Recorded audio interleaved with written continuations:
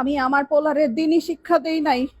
আমি আমার পোলারে বড় করণের লাইগা খালি পড়ালেখাই করাইছি, দিনই শিক্ষা দেই নাই, আখলাকের শিক্ষা দেই নাই।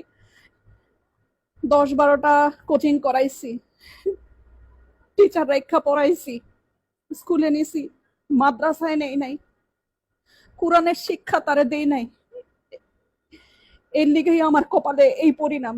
আজকে বৃদ্ধাশ্রমের লিগেই আমার কপালে জুটছে। যদি আল্লাহর শিক্ষা দিতাম তাইলে তাইলে আজকে আমার এই অবস্থা হইতো না। জীবনে কোনোদিন দেখছেন কোন আলেম গো বাপ মা বৃদ্ধাশ্রমে গেছে? যায় নাই। কোন আলেমের বাপ মা বৃদ্ধাশ্রমে যায় না। যায় আমগো মতো যারা বাপ মা স্বশিক্ষায় শিক্ষিত কইরা উচ্চতর ডিগ্রি দেই, তাগো পোলাপানরাই এক সময় বড় হইয়া চক্ষু ফুইটা যায়।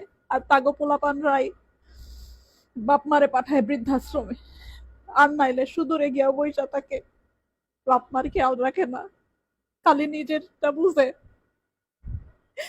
এটা একটা মায়ের আর্তনাদ, একটা মায়ের কথা। আপনারা এই ভুল করেন না যে ভুল আমি করছি।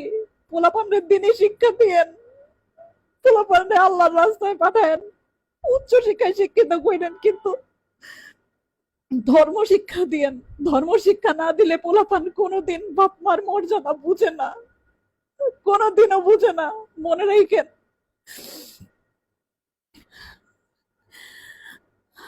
এই বুড়া বয়সে এখন বৃদ্ধাশ্রমে আইসি।